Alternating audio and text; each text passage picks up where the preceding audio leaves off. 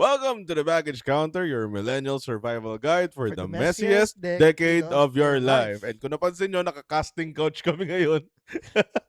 Parang ang pangit given na ay, dalawang lalaki pa tayo mali. andito. Hindi, ano Bro! kasi, Bro! tinamad kami mag-set up. Pero okay na, okay naman. Okay naman, oo. Hindi naman pangit. May table pa sa harap, o, di ba? Tsaka opportunity to para may mag-sponsor ng couch. Ay, oo nga. Baka merong gustong mag-sponsor ng couch dyan. SM. Anyway, episode 22 na tayo. Pag-uusapan natin ngayon is yung simula bata tayo, gusto natin, pag nagtatrabaho tayo, hindi na tayo lalabas. Sa bahay na lang tayo magtatrabaho. Ganyan, di ba? Tapos, nung bata tayo, gusto natin, na pagtanda natin, meron tayong freedom. Yeah. And nung mga bata tayo, gusto natin, pagtanda natin is tayo ang masusunod. Yung third segment is parang marirealize mo na lang one day na walang magsasave sa'yo. Kasi pag hindi mo ginalingan, pag hindi ka nag-hustle, wala, hindi ka kain. Ganon. Anyway, so, i-start natin yung episode na to. Ay, hindi, wait lang. Hindi pa tayo nagpapakilala. Putang ina. What is up, you guys? It's Galactic Shark. And Chairman D.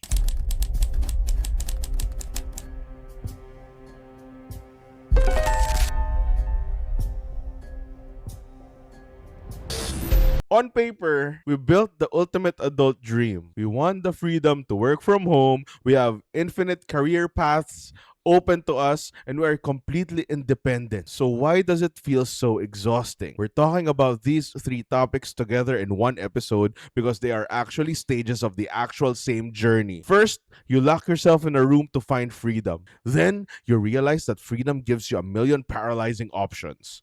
And finally, you look around and realize nobody is going to tell you which button to push next. This is the anatomy of modern autonomy. The good, the heavy, and the terrifying. Putang ina, narration.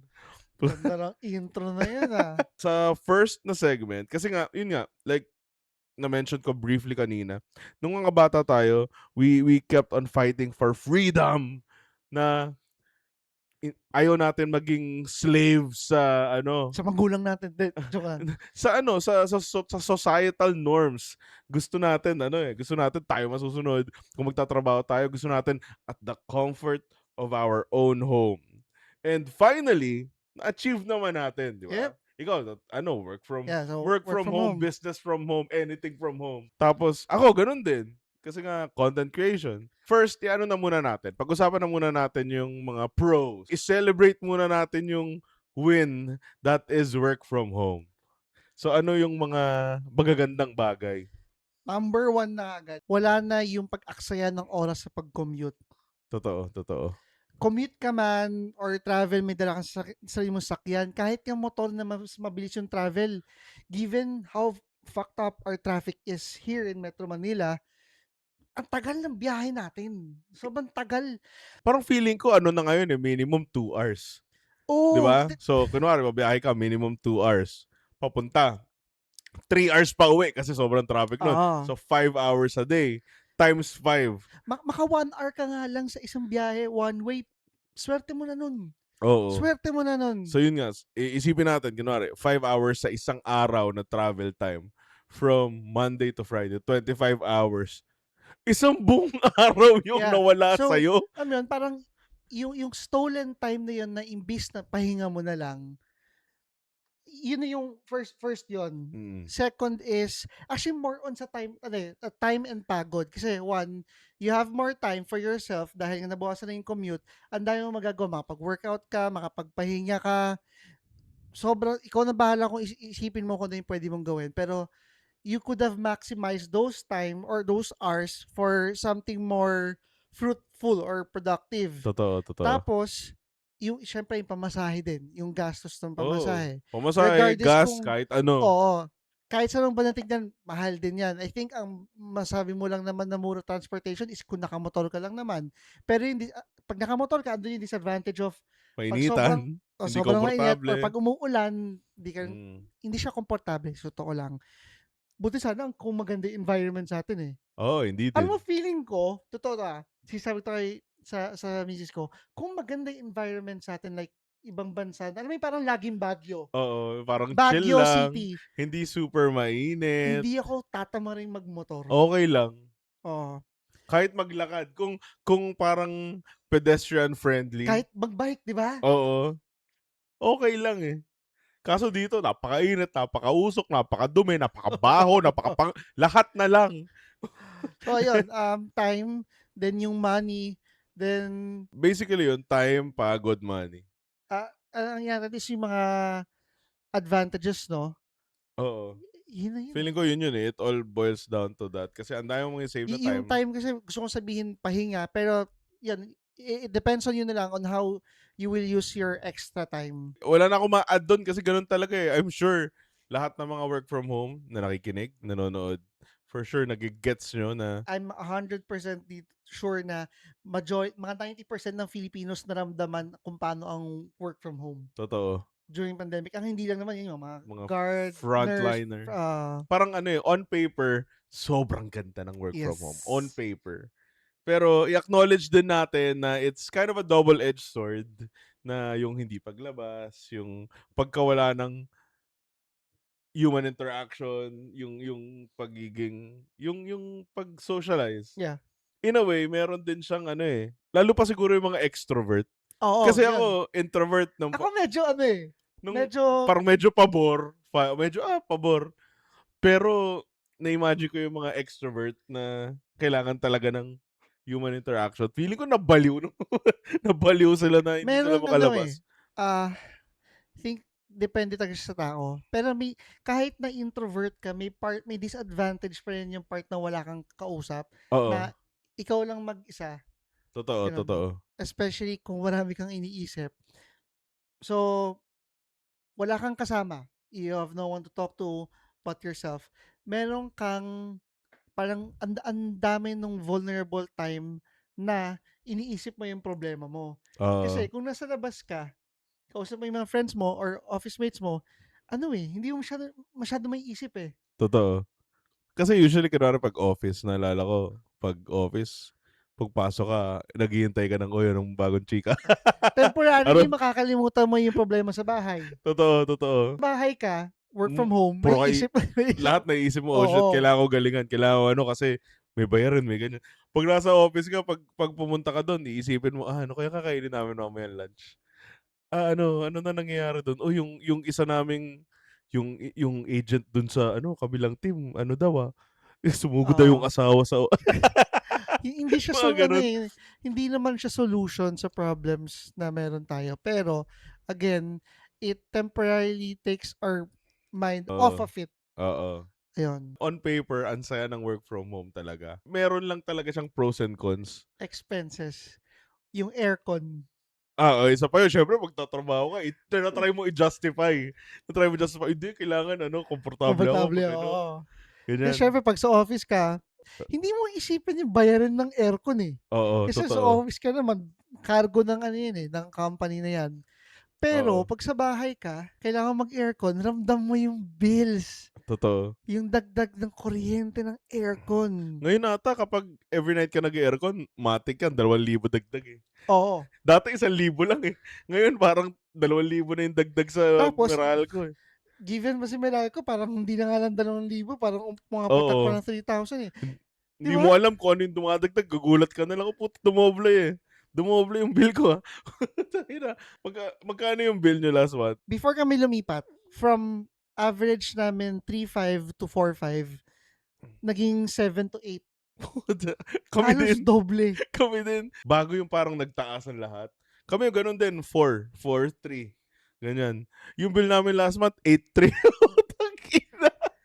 Ano, eh, alam mo yung usage naman namin same pa rin. Oo, parang kami iniisip namin, Ah, same same pa rin naman, ano nangyari? ang iniisip kasi namin diyan, yung aircon kasi pagka mainit yung Oo, environment, mas nahihirapan yung aircon, mm. magpalamig. So, mas mataas Oo, yung baka nakokonsumo mas niya. nahirapan siya. Pero kasi parang too much para maging almost double. Tsaka nag-uulan, ah.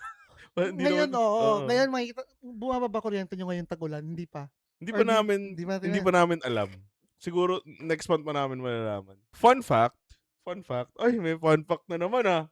Putang ina. Studies on workplace psychology show that remote work dramatically boosts deep focus productivity because of the reduction in office interruptions. Mm. However, it requires conscious effort to replace the casual water cooler micro interactions, yung mga pagchichikahan mo sa mga katrabaho mo. It requires conscious effort to replace the casual water cooler micro interactions that naturally reset our cognitive fatigue. Kailangan mapalitan mo yun.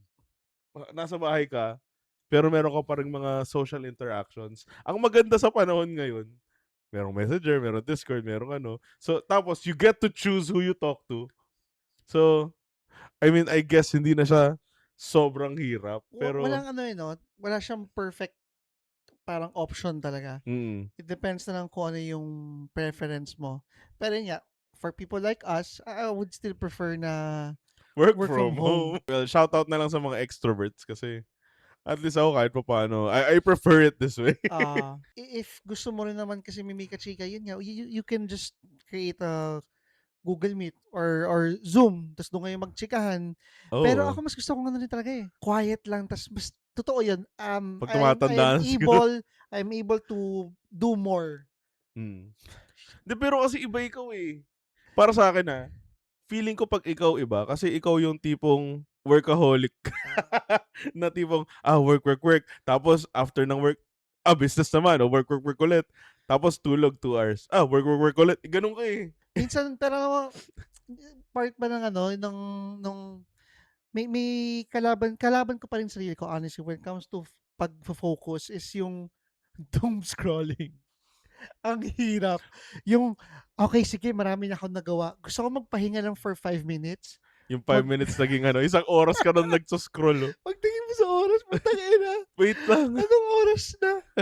Napunta ka na pala sa short reels ng mga ano, Mm. no? Yung my boyfriend is a rich man, a billionaire. Kaplan Heiress. Tinapos ko yun, hinahanap ko pa yun sa Daily Motion eh.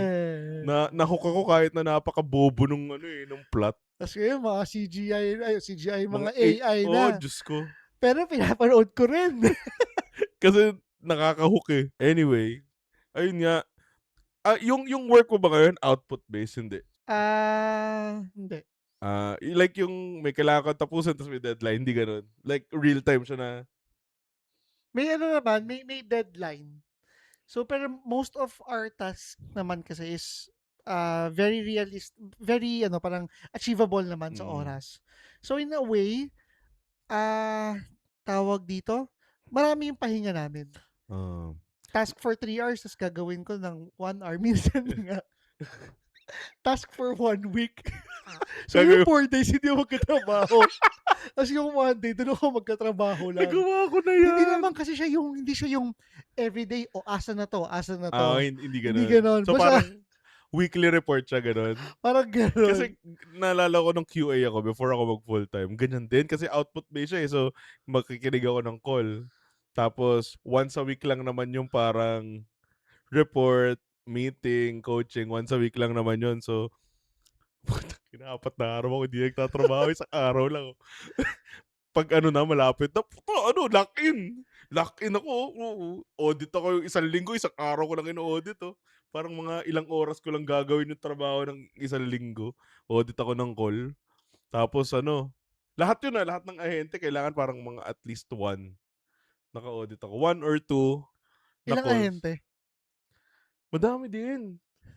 Putak, nilalock in ko yun pag isang malapit na yung To be fair naman, it's because of our experience na and diskarte namin, kaya namin na-shorten yung trabaho. Oo, pag magaling ka, alam mo, Oo. feeling ko kasi kapag sobrang sanay ka na sa trabaho, parang alam ko, yung Makakagawa ka ng sarili mong process or oo, tsaka yung system kung paano mapahinya.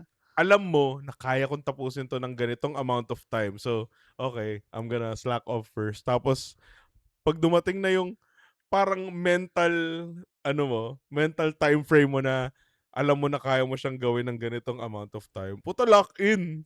Yun yung tipong walang kakausap. As in, literal na no, lock in talaga, trabaho lang Oo. Tuloy-tuloy. Oh well, ganun talaga. I'm sure may mga makaka-relate dyan. Huwag niyo sabihin sa dati kong boss.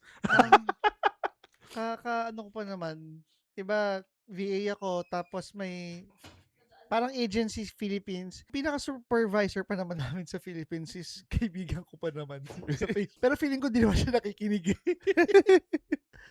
Tapos biglang, Daniel? Ganun pala. Ganun pala. Ikaw ba, ano mas prefer mo? I mean, obviously, mas gusto mo work from home. Pero ano yung like pros and cons para sa'yo? Ano yung something na hinahanap mo rin from on-site? Mga ganun. Feeling ko kasi mas productive ako on-site. Kasi hindi dahil gusto ko on-site, pero dahil wala kang choice. Pag on-site ka, wala kang choice kundi magtrabaho dahil anong gagawin mo sa loob ng office? Ah, Lalo na kung bawal yung phone sa loob. ah. 'Di ba? Anong gagawin mo? Tapusin mo na lang ang trabaho mo. Kaya dati on-site ako, butik first hour, second hour, tapos ko na lahat ng trabaho ko, tapos chill na lang ako buong araw. Ganun. Kasi wala kang choice eh. Sobrang daming distractions, ang hirap. Kapag nasa bahay, hihintayin ko pa yung last hour. Yung hindi ko alam. Like, feeling ko it's a me problem. Pero ganun talaga eh. Pag feeling ko isa yun talaga sa mga cons. Hindi lahat ng tao siguro makaka-relate. Pero ako kasi, ang hirap. Minsan ano pala, no? Too much confidence sa sarili mo is delikado. Oo. You're confident to do something na kaya mong gawin to for sa last hour.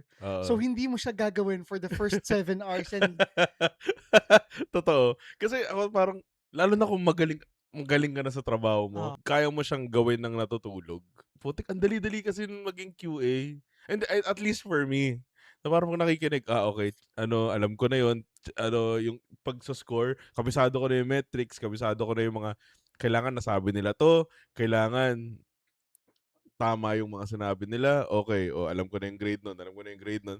Napakadali. yung tipo ano, no, hininga pa lang nila, alam mo nang, babagsak ko to. Oo. Parang, puta, auto-fail to, ah. Ano to, zero tolerance to. Wala. Zero ka, zero. Gano'n. Yung tipong, ayun nga, kasi, paulit-ulit eh. But yeah, agree din ako doon. Yun yung bagay na kasi wala kang choice pag nasa office ka eh. Nasa office Nasa ka, wala on-site kang ka, wala choice. kang choice eh. Trabaho talaga. Kailangan mo magtrabaho. Kailangan mo magpanggap. Hindi niyo rin pwedeng sabihin sa akin na may screenshot tracker yung work mo. Hindi, nagagawa at nagagawan pa rin ng paraan yan Oo. eh. No, Kobe? Di ba? Oo. Kahit na Kahit may na tracker. naka-screen record ka pa. Hindi, kahit naman sa dati kong work, ganun pa rin eh. Pero pag sa office kasi, wala. Kailangan mo magtrabaho. Pero, alam mo, nakatulog pa rin ako sa office. Kaya nga, ano eh, it's either gagawin mo siya ng first 2 hours or last 2 hours. Pero kasi pag sa office, yun nga, wala kang choice kundi magtrabaho. Pag sa bahay, Diyos ko, kung hanggang kaya mong i-delay as much as possible, i-delay mo yung trabaho. Lalo na kung sobrang confident ka talaga na kaya mong gawin. May times ba na parang na overestimate mo naman sarili mo? Oo. Kaya ko yan 1 Oo. hour tapos Oo. tapos medyo Madami. nagkaroon ng problema, na-realize mo may problema pala na medyo kailangan mong ulitin, Oo. ta's wala, na-late ka. Pero hindi, not to Meron. the point pa naman na ano, na magagalit yung yung client. Oo. Pero ako rin, na Meron. overestimate ko sarili ko, akala ko kaya ko. Tapos nagkaproblema ng onte, may kailangan ng slight adjustment na magko-cause ng delay. Oo. Meron. Nagkaroon nga ng time na para kasing 'pag December ata, sa Australia kasi maraming holidays, eh. So parang sobrang overconfident ko na parang natambak yung trabaho ko ng 2 weeks ata. Trabaho 2 weeks, ginawa ko isang araw. 2 weeks. Kasi ano yan, eh, sa Australia 'di ba parang, basta madami silang holiday, tapos ano pa yan 'di ba, Christmas Eve, Christmas, ta's meron pa silang Boxing Day. What? Hindi boxing na suntukan, Okay. Boxing, 26 yun na lahat parang yung holiday na yun is parang ibo-box nila lahat ng mga gifts Yay. na Okay, nakuha okay, nila, okay. kaya Gets, Boxing gets. Day. Gets. Basta marami silang holiday ng December Alam mo, ta's sa isip walang ko, mga Boxing client Day na nagsusuntukan yung mga no kangaroo. Okay, so hindi pa pala na gano'n kalala sa atin, sa Philippines. Akala ko ang lala na ng holidays natin, eh. hindi, sa kanila madami ding holiday. Ah, ang dami sa'tin, eh. Tapos ano, 30% lang, dapat double pay lahat. Ah, So yun, maganda nakapag-work from home ka, you lock yourself in your room, You set up your desk just right, you enjoy the peace, tapos yung utak mo biglang maisip mo yung lahat ng mga bagay na pwede mong gawin sa buhay mo right now. What should I do with my life? Yung gano'n. Which brings us straight to having too many options. Like, paano ba? Kasi freedom is good, di ba? Agree naman tayo doon. Yeah. Freedom is good. Pero minsan, yung unlimited amount of choices, parang hindi din, Medyo sige. mahirap, especially for me. Di ko lang kung part din 'to ng pagiging ADHD is yung nahihirapan akong mag-decide, especially 'pag sobrang daming choices. Kaya there are times na mas gusto kong may ibang pipili para sa akin. Same, same. Damit, t-shirt, pare-parehas black lang naman. Oh, Ta's iisipin tumatagal ako ng parang, 10 minutes sa pagpili kung anong damit, ano yung pinakamagandang luwag ng manggas, oo. yung sa tiyan, haba, lahat pinag-iisipan ko. Kaya hindi madalas, lagi kong sinasama si MJ kasi 'pag ako talaga parang Oo. ang hirap mag-decide. So I think it's, same goes dun para sa mga opportunities na meron tayo. Sa sobrang dami naman, um, I guess sometimes it makes you think na, "Am I on the right path?" Ganun Oo. ba? Parang ang dating is like yung buhay natin, kasi pinalaki tayo as millennials, pinalaki tayo na parang you can do anything. Parang, anything. Okay, I'll choose this path. Tapos pag na-choose mo yung path na 'to, parang mapapaisip ka na, yun nga, yung Did I sinabi choose the mo, right path? tama ba 'to? Kasi puwede ako dito, puwede ako dito, puwede ako dito. Gano'n. So, pinalaki tayo na we can do anything. But no one warned us about the dark side of infinite choice. Kasi yung feeling na every single path you did choose means closing all the others. Oo, 'Di ba? oo. Ito pinili ko, so parang kinlose off ko na yung unlimited choices na yun. So, parang ang dating is you are always on that mindset na what if yun yung pinili ko? What if ganito yung path na pinili ko? What if hindi ko ginawa tong ano na 'to, choice na 'to? Tas for example, napili mo na isang path tapos napaisip ka, "What if mali pala 'to, dapat pala yung isang option yung kinuha ko." Eh, ano yung mapapaisip ka ng magkakaroon ka pa ng regret somehow? Oo, na parang infinite choices should have been a good thing. Pero bakit ganito yung feeling, 'di ba? Bakit nga ba? Feeling ko ano siya, it's a generational thing na kasi nung siguro yung mga boomers, mga Gen X, 'di ba? Yung mga magulang nila parang kailangan doktor ka, kailangan lawyer ka, ano pa, kailangan engineer ka. Parang mga ganun lang yung options. Tapos lahat sila ginawa, parang wala silang mga choice Ah, para gawin yung mga gusto nila. Sinunod nila yung mga gusto ng magulang nila. Now, pagdating sa atin, dahil nga pinilit yung mga magulang natin na gawin yung gusto ng magulang nila, tayo, binigyan tayo ng choice na, hindi, kung ano ang gusto mong gawin, sige. Tapos parang sobrang bago nun. feeling ko ano rin, isa sa mga reason kung bakit din tayo nahihirapan mag-decide sa kung ano yung option na meron tayo is because we're living nga sa worst generation. And Oo, sandwich generation tayo. oo. So parang yung dilemma or problems that our generation normally faces, mapapaisip ka rin din sa decision, ito ba yung tamang path para sa panahon na 'to? Mm.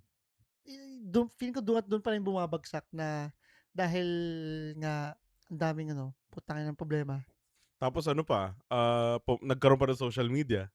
So yung social media is, feeling ko, kahit na hindi mo sabihin sa sarili mo, kahit na parang, kahit na hindi mo sabihin, parang deep down, there is this little inkling of nako-compare mo yung mga buhay mo sa Ah, ibang tao. Kahit di mo aminin, kahit hindi ka naman naiinggit talaga, pero there's this tiny hint of nako-compare mo lang. Parang eh, magkaiba yung timeline namin, Parang gano'n. it would be nice kung ma-experience ko rin yung ganyan. Oo, Why not naman, kuya, yung mga gano'ng thought lang na oo. parang hindi mo ako naiinggit pero maganda kung magkaroon din ako ng ganyang bahay. Like hindi naman ako Maganda kung naiinggit, pero kung ganito yung ginawa kong desisyon dati, oo. sayang, parang gano'n, 'di Oo. ba? Anong mga regret mo sa career? Ay, 'di ko alam kung napag-usapan na natin 'to, parang hindi Hindi pa 'no? pa ata.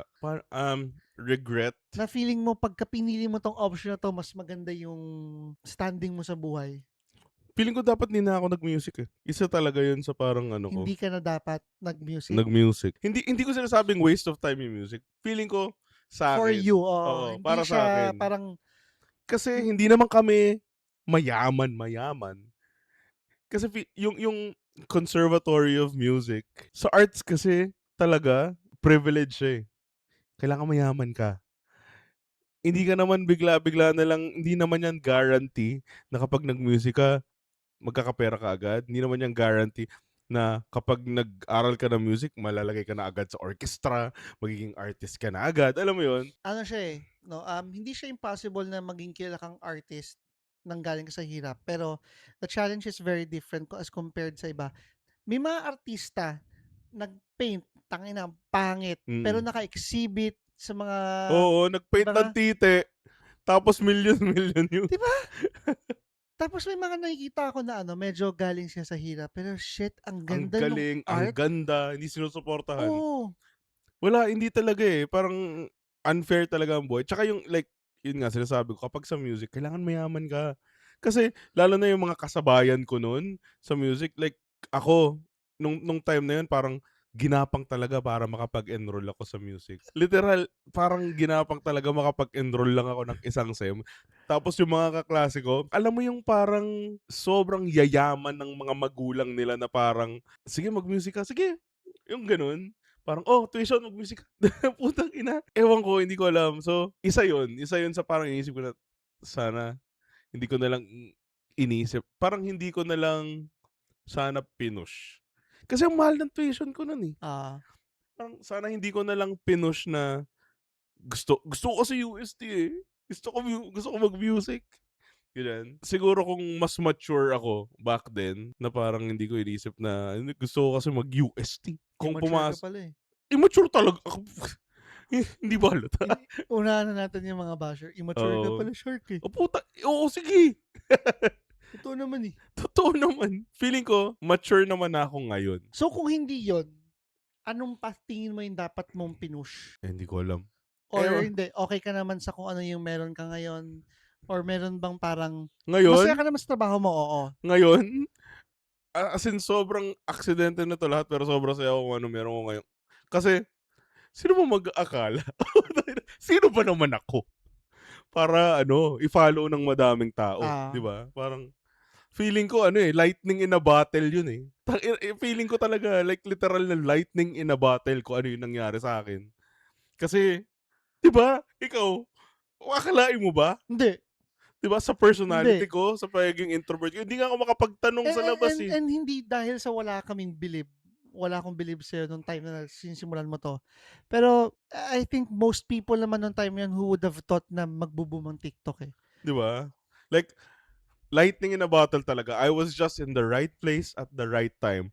Sinasabi ko mas maraming mas magaling sa'kin, mas maraming mas masipag sa'kin. In general naman nung Ano time na talaga, yun, 'di naman natin ini-expect na ang magiging bagong influencers is yung mga content creator ta's mabubura, 'di ba mga artista medyo nabura, oo. 'di ba? Nag-level yung playing Oo, field, eh. mga walang kakuwenta-kuwentang content sila yung naging sikat na influencer just because it's entertaining, Oo. gano'n. Ta's yung mga yun yung mga artista, like mga actors, sila yung nag-adjust Oo, sa vlog style na mga oo. gano'n or Na content. Hindi na sila umasa dun sa mga projects. oo. Iba, eh, nag-iba, Kahit yung mga 'di ba, mga ambassadors, ang totoo. dami. Nag-iba talaga yung landscape of things, and who would have thought that someone like me na hindi nga ako marunong magtanong ng directions, 'di ba? What the hell? Ikaw ba? Ano bang if you would have done something differently sa career choices, ano yun? I would have continued yung ano, Arg architecture. hmm, Kasi feeling ko may patutunguhan naman nun. Parang yabang kasi 'no. Hindi naman ako exceptionally good as a student at that time, pero alam kong may potential. Tapos mm, nagkaroon pa ng opportunity mag-business ng contractor. Sayang wala akong gano'ng experience and knowledge sa construction. Kung meron ako nun ta's na-apply ko sa opportunities na nakuha namin, ay, hayahay. Pero hindi, eh. Pero there's also a part of me na hindi rin option yon kasi nung time na yon kung pinilit namin yon nabaon na kami sa utang, lalo pa kami mababaon sa utang. Mm. Hindi pa ako fully paid sa UST. Hindi ka Okay ba lang yun. nakapag-honorable dismissal? Hindi pa. Hindi ka pa lumalabas ng arko? Oo, honorable dismissal ako. Lumabas ako ng arko. Na-emotional pa ako nung lumabas ako ng arko. Dahil wala kaming may balance kami, wala kaming pambayad nung time na yon. Kung hindi man yon, tas dahil hindi nga namin afford. Pero actually, okay lang. Tingin ko kaya pa rin. Kasi may ibang option naman, ibang colleges na mas mura sa UST na Oo. maganda pa rin naman yung program nila for architecture. Mm. So probably yun pa rin yung option, ibang school lang. Pinalaki talaga tayo na parang, hindi, kahit ano pa kaya, pwede mong gawin, kahit ano, you can do anything you want. Kasi yung magulang namin, pinilit kami sa mga career na ayaw namin, kaya kayo, gawin nyo kung anong gusto nyo, ganyan. Feeling ko, nag-try mag-overcorrect yung parents natin sa kung anong ginawa sa kanila ng magulang nila.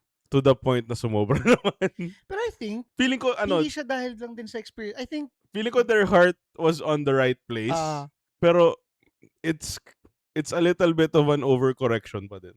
pero tingin ko yun yung dapat default ng parents. Kasi Oo. kami ganun din naman eh.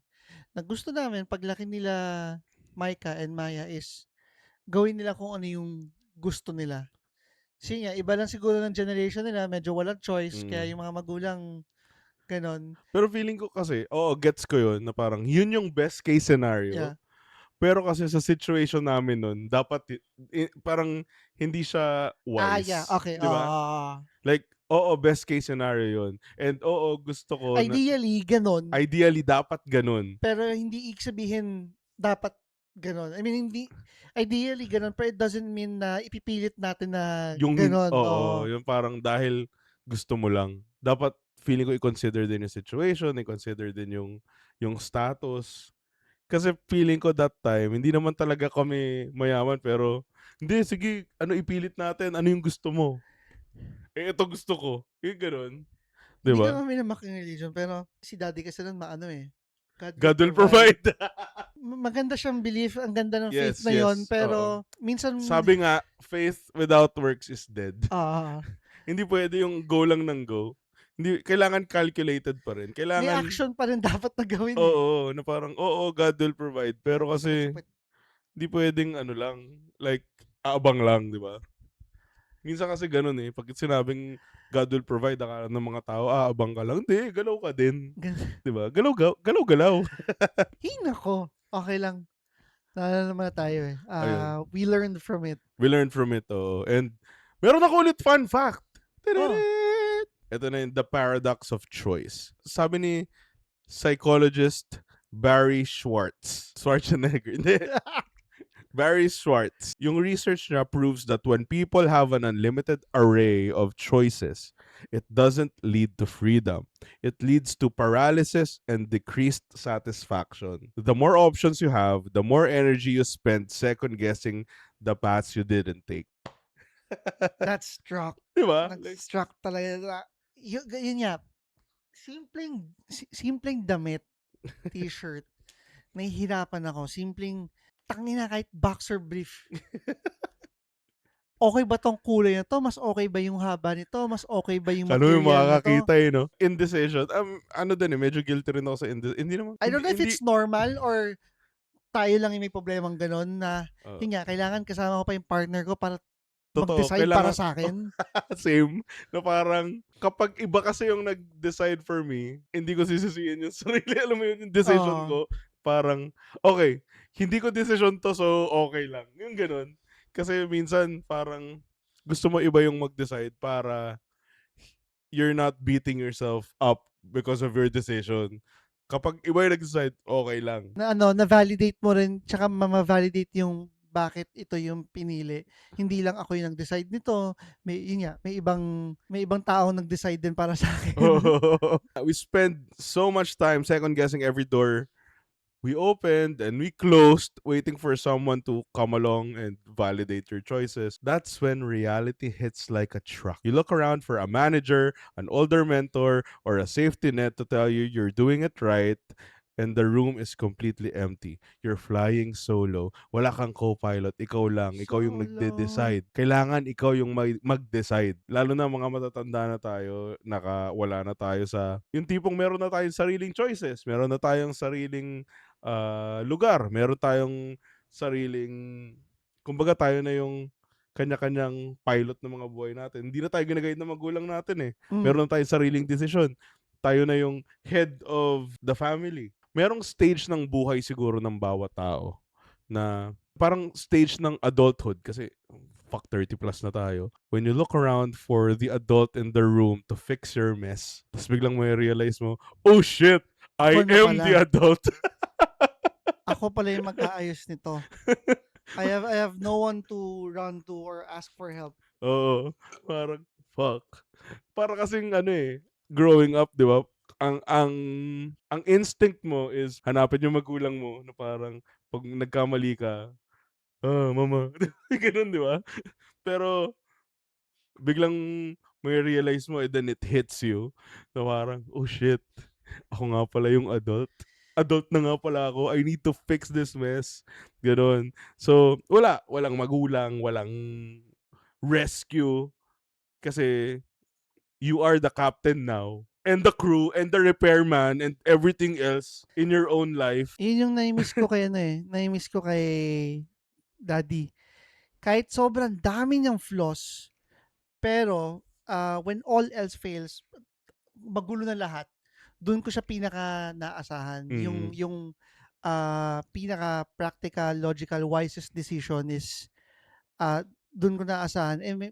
Ngayon may mga times na alam ko naman sa sarili ko na palpak pa rin yung decisions ko. Hirap maging Ay, no? Ang kaso hirap. wala na eh. Kasi feeling ko, as millennials, tayo kasi yung generation na parang ayaw talaga tumanda. Tayo yun.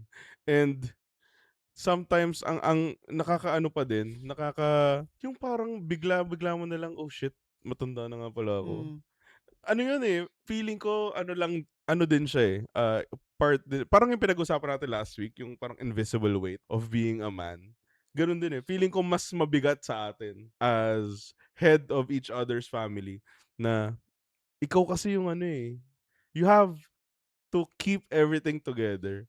And ako medyo nasanay ako na parang syempre growing up, nagre-rely ka sa parents mo. Ah, Growing up, nagre-rely ka na may tutulong sa'yo, meron kang parang safety net, ganun. Tapos biglang, suddenly, once nag-move out ka na, once na naging independent ka na, once naging adult ka na, parang yung instinct, parang ang hirap tanggalin ng instinct na yun.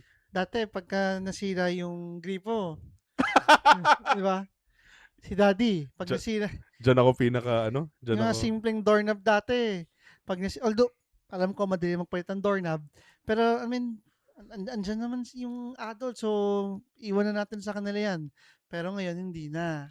Oo. Yan yung pinaka-weakness ko, sa totoo lang, sa mga gawaing bahay. Kasi, Pero you're forced to learn pa totoo. rin. Alam mo yun, weakness mo siya, pero hindi siya weakness na parang hinayaan mo lang. Oo, like, pero weakness ko talaga yan, yung mga gawaing bahay. Kasi hindi naman ako lumaki na naggagawa ng ganun. Na parang, for example, yung one time, yung may tulo sa bidet na, puta, ginugil. And I think madami naman sa atin kasi dati naman hindi naman uso yung parang lahat ng problema may service eh. Totoo. So medyo forced din naman silang gawin yun para sa sarili nila. Oo. Pag tumatanda ka, mas iniisip mo na rin yung convenience kesa sa kung magkano. Which is valid din naman Valid talaga. din naman kasi like ako, I'd rather call the guy, call the gripo guy, call the maintenance guy para gawin yun kesa yung ako yung gagawa kasi hindi naman ako din magaling dun. Ah, amin natin o hindi, pero a part of our parang purpose sa pagtrabaho is para ma-afford kung may gumawa niyan. Oo. Tsaka Hindi man yun. lahat ganon, pero lahat tayo for sure meron tayong parang alam mo yung subconscious na gusto naman natin hangga't maaari meron tayong pera pambayad sa ibang tao para gawin nila yung bagay na hindi natin kailangan gawin. Oo, like literally quality of life. Oo. Kaya ka naman nagtatrabaho para guminhawa yung buhay nyo. Kung hindi ka na mahihirapan sa paggawa-gawa ng mga ganito, Ang then ang just laun call the guy. ang laundry shops naman dati para sa mayayaman lang eh. Oo. Pero kahit mga middle class ngayon nagpapa-laundry kasi instead of spending whole day or half day sa pag-laundry, 'di ba? Oo. Tapos Kumbaga na. parang sinabcon mo Oo, yung trabaho. drop off pick up na lang or minsan delivery pa. Convenience, pahinga mo na lang. Ikaw ba ano, kailan mo na-realize yung parang gano'n, yung nag-hit sa'yo na parang, "Oh shit, tanda ko na." Kailan? Kailan mo na-realize na, "Oh shit, wala na ako ibang aasahan, naasahan ko kailangan ko asahan sarili ko lang." Nung nawala si daddy. Mm. Oo. Pero I wouldn't say, na-realize ko nung time na yun, pero I wouldn't say na nung time yun is parang nag-mature kaagad ako. Oo. No. Process, Years no? pa rin, yeah. Kumbaga, yun lang yung start of the journey, pero hindi pa siya yung immediately parang naging father figure kagad or responsible adult kagad, hindi. Sobrang tagal pa rin. Mas naging heavy lang yung pressure na maging tatay or nung naging tatay na talaga ako. Well. Ah, Yung kasi iba na eh. May mga taong nakadepende na talaga sa'yo. Oo, wala ka talagang Little choice. ones. Kailangan talaga. Kailangan kumayod, 'pag hindi kumayod, 'di kakain. Mm. Ayun, pero ano pa din, eh, actually from time to time, na ano ko pa din, nararamdaman ko pa rin yun, eh, na parang it hits like a truck na parang, "Oh, fuck." Hindi, kailangan may Ah, gano'n, eh, na parang magiging ano ka na lang. Pero siguro merong days, there are days na magiging emotional ka na parang mapapaisip ka na, "Ang hirap maging adult." Sobrang hirap maging adult. papaano ka na rin, no? Ay, pagod na ako. Nakakapagod, nakakapagod pero hindi ka puwede mag-stop. Kasi 'pag nag-stop ka, wala. Saka pupulutin, 'di ba? Hangungan. Parang as you grow older, mas lumalaki na lumalaki yung responsibility. Ayun yung nakakainis sa pagiging adult kasi parami yung mga bagay na hindi mo nakokontrol. Great responsibility lang, no? Pero Oo, walang great power. with no power. Yun lang, no power, wala eh. Kasi ang mahal ng Meralco. Feeling ko there ano, eh, hindi na kailangan ng further explanation kasi lahat ng makakarinig nun, nung pinag-usapan natin kanina, yung parang bigla mong ma-realize na, "Oh shit, wala akong ibang aasahan." Feeling ko sobrang daming makaka-relate. Yun talaga yung pinaka-pangit na feeling, eh. May mga days na parang randomly bigla na lang tutulala ka na parang, "Tangina, ang hirap ng buhay." Surprisingly, no? May mga tao pa rin talaga ng feeling ko hindi ganun. Like, sobrang asa nila sa parents nila. Parang, hindi, responsibilidad niya ako. Kahit na nakahiwalay na ako sa family, dapat yung apartment ko, bayad ni mommy, ni daddy.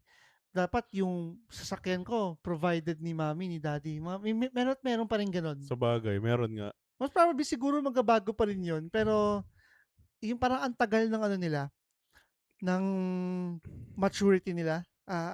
There's a better term eh. Ang tagal ng character development nila. Sige. Entitled Oh, na mga entitled. Meron talaga, eh. Hindi mawawala, feeling ko. Hindi ko alam bakit hindi nila nakikita yung weight. Gets ko yung sinasabi mo, eh, yeah, na meron taong gano'n and minsan parang, tangina, ang saya siguro maging gano'n. Ang palamunin no. ang saya siguro maging gano'n kasi wala kang ano, hindi mo iniisip na nakakahiya. Kasi I think kung normal pag-isip mo ma-realize mo na mali eh. Oo, may realize mo parang, hindi ka nagtatrabaho, ang sakit mo sa mata. Oo. Parang everyday tatanong ka, "Ano ulam?" 'Di ba parang Unless may enabler din yung parents. oo, Alam mo well, yung sa ano, parang yung mga sobrang obese eh, sa US, tas kaya sila gano'n kasi yung partners nila is talagang obese na sila pero gusto pa ng partners nila pakainin sila ng pakainin. hmm, Parang gano'n na oo. alam mo na ng negative pero Feeling ko may ano din, may fault din yung mga nag-e-enable. pero anyway, ano naman yan, very Pero tawag kasi dito, nga, eh, sobrang rare situation naman nun. kung normal ka mag-isip, 'di ba? Ma-realize mo pa rin dapat. Ma-realize mo dapat, eh. Parang tangina, wala akong ginagawa. Saka nakikita mo yung mga ibang tao, eh. Ah, 'Di ba? Nakikita mo yung mga ibang tao na ay nagga-grind sila, nakikita mo na na nagtatrabaho sila. Tapos feeling ko may ano ka, eh, feeling ko may mali sa'yo kapag naiisip mo na, "Tangina, ang swerte ko." 'Di ba? Dahil Hindi ko alam eh. Hindi eh, wala eh. Nagtatry ako mag-isip ng Valid reason ng para valid reason para maging batugan ka. Di ba? Nag-iisip ako ng valid na reason eh. Feeling ko, ang naiisip ko lang is mentally, pwede. Pwede. feeling ko it comes with, iniisip ko kasi kung paano pinalaki. Pero hindi rin eh. Kasi meron din mga tao na pinalaki na sobrang spoiled pero hindi, ayoko, I Yeah, wanna be my own person, oo. 'di ba? Merong mga tao na sobrang lumaki sa hirap, pero nakikita nila yung value nila, nakikita nila yung so hindi rin sa pagpapalaki din eh. So hindi ko alam. Explain nyo nga. Nahirapan ako. Yun siguro yung bagay na actually feeling ko mahirap na explain yun. Yun nga, kasi Mm. talagang may mga taong galing sa pangit na pamilya pero lumaking tama. May mga tao naman na galing sa magandang pamilya pero lumaking mali. Tingin ko walang explanation eh. Wala ata, it's ineffable. It's It ineffable. is what it is. Yun Oo. na lang yun. Mahirap maging matanda. It's not all bad. Like, masaya, ako gusto ko yung freedom. Gusto ko yung I can do whatever I want. Pero yun nga, there are times na parang you can't make a mistake. Lalo na kung hindi ka mayaman. Lalo na kung hindi ka yung filthy rich. You can't make a mistake. And especially kung may mga taong nagre-rely sa'yo, you Ah, definitely can't make a mistake. and if you do make a mistake, kailangan mo agad Kailangan mong bumawi. Oo. gawa ng paraan yan. Naisip ko kung nadaanan naman natin lahat ng dapat natin daanan na topic. Minsan natakot kasi ako na feeling ko lumalayo tayo eh. Okay lang yun. Feeling ko part na ng charm ng podcast natin na lumalayo sa topic. Ayun nga. Wag Pero, lang lumayo ang loob natin. oo. Ha? Wag Ano lang, yun? ano yun? Saan galing yun? It sounds depressing when you say it out loud na no one is coming to save you. Oh, nakakatakot. But when you actually sit with it stops feeling like a prison sentence and starts feeling like total freedom. Because if no one is coming to save you, that also means no one can tell you you can't fly this thing your own way. No one can tell you na you have to live your life like this, you have to live your life like this. Let's turn this weakness na no one is coming to save you, let's turn this into a strength. Alam natin na minsan so much freedom is paralyzing, but let's turn this freedom into putang ina, ako to eh. Kaya ko I'll do this my own way. Diba? Kaya ko to. Ganon. So, it's terrifying that no one is coming to save you, but it's also deeply liberating. I have my own decisions. I can do this shit na in my own way na, work from home ako. I chose this path. There are decisions that we can't take back. Pero hindi mo mararating yung mga bagay na narating mo kapag hindi mo pinagdaanan yung mga pinagdaanan mo. Totoo 'Di naman ba? yun. Alam ko lagi natin sinasabi na I would not have it any other way. Pero feeling ko may mga onting tweak lang. Mga onting tweak lang na sana naging smart ako dito, sana naging smart ako dito, sana naging smart ako dito. You're not saying hindi ka masaya. Sinasabi mo lang na kaya pa eh. Alam mo, honestly, personally, wala akong gustong baguhin sa past. Kung Oo. meron man, gusto ko lang baguhin yung part ng mga maling decision ko na parang sana bumili ako ng Bitcoin. Oh, Yung ganun? mga ganun lang. Mga ganun Oo. lang. Sana bumili ako. Sana yung mga sweldo ko lahat ininvest ko sa Google. Mga ganun. Oo. Yun lang. Pero alam mo naman, hindi na naman natin na ma-change yun. Like, Oo. ako din. Like, super saya ko. Pero, sana, nung bago pa lang yung Axie, kinash out ko na lahat. Oo, diba? Lahat ng mga Yeah. SLP ko, sana kinash out ko na lang nung 20 pesos pa isa. Ganun. Mga ganun lang. More on sa pera lang talaga. Oo. Pero, any problems na napagdaanan ko noon, Feeling ko na naging mature ako. ayokong tanggalin yan. Yeah. Totoo. Feeling ko, kung hindi ko pinagdaanan lahat ng mga problema na pinagdaanan ko, hindi ako naging mature. Kasi merong lesson na Meron talaga. Kapag hindi ko pinagdaanan yung mga pinagdaanan ko dati, feeling ko mayabang ako. Feeling ko mapagmataas ako. Yung mga ganun. Feeling ko kupal ako. Pero kasi yun nga yung mga challenges na dadating sa atin, yun yung mga papahumble sa'yo eh. Tsaka yun din yung magtuturo sa'yo kung paano mo isosolve yung mga problema. Alam mo yung mga sinasabi yan, parang sana nakilala kita ng mas maaga pa. Yung for example, love life, ganun. Oo. Ayoko. Hindi ako magugustuhan ng asawa ko, nakilala niya ako dati. Mas gusto ko mas maaga. Mas gusto kong pagdaanan yung mga napagdaanan before. I mean, not just in relationships, but in everything is, you learn something from it. And sa yung kung ano kayo ngayon nga, na-improve ka dahil dun eh. Oo. Yun nga, Tangina, inulit lang natin. Hindi, pero totoo eh. Yung kasi, We can't emphasize it enough.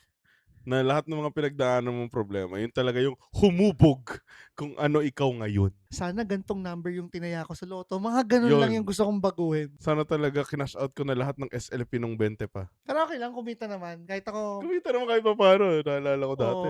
ako late ako pumasok dun eh. Mm. Na alam mo yung naglaro tapos sobrang bumagsak ako. Pumunta ako sa inyo para tulungan nyo kung pataasin yung, anong tawag doon? Yung hindi MMR. MMR ata. Ay, Ano ba yung MMR ba tawag yung nun term ko? nun? Sa SLP, MMR? Sheesh! Grabe yun. Grabe Oo. yung ginawa ko yun. Pero nakabawi naman. Pero grabe stress ako sa Axie.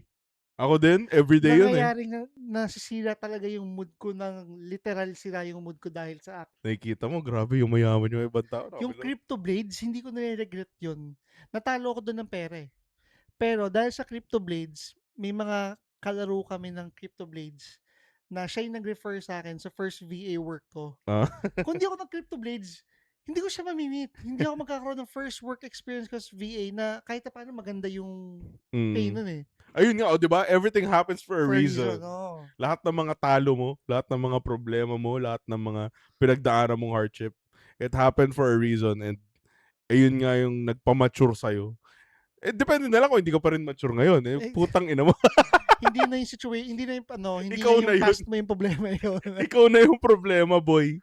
So, ang core lesson ng episode for today is lahat tayo, each and every one of us, mga nakikinig, mga nanonood, you are fully equipped to pilot your own life. Autonomy isn't a trap. Freedom isn't a trap. It's the power to steer yourself out of the storm.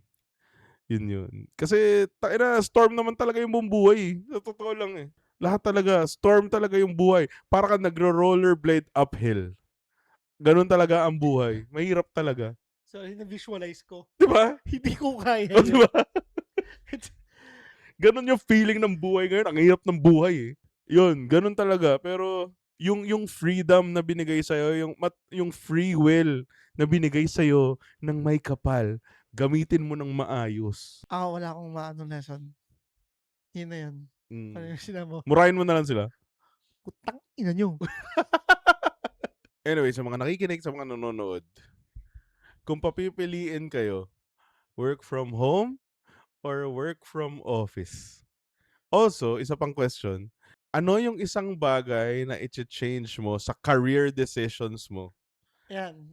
Ano yung okay. isang bagay na iibahin mo sa mga career decisions mo na sa tingin mo, dapat ginawa mo dati pero hindi mo ginawa? Including yung education na Oo. makaka-apekto sa career. Oo. Yun.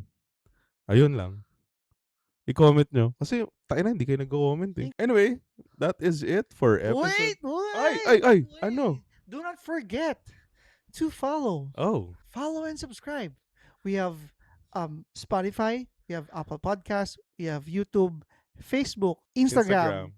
TikTok. Gusto Okay ko na sabihin yun. Inogram sana eh. Pero wag na. Inogram. Ano yun? Wala lang. Gusto ko lang gagawin lang. Ayun, basta alam nyo na yan. Follow nyo kami, mag-subscribe kayo, mag-comment kayo, please lang. Nagmamakaawa ako, luluhod ako. Bow. Anyway, that is it for episode 22 of The Baggage Counter, your millennial survival guide for the messiest decade of your life. Yes. Let's go. Work from home. Work from home pa din.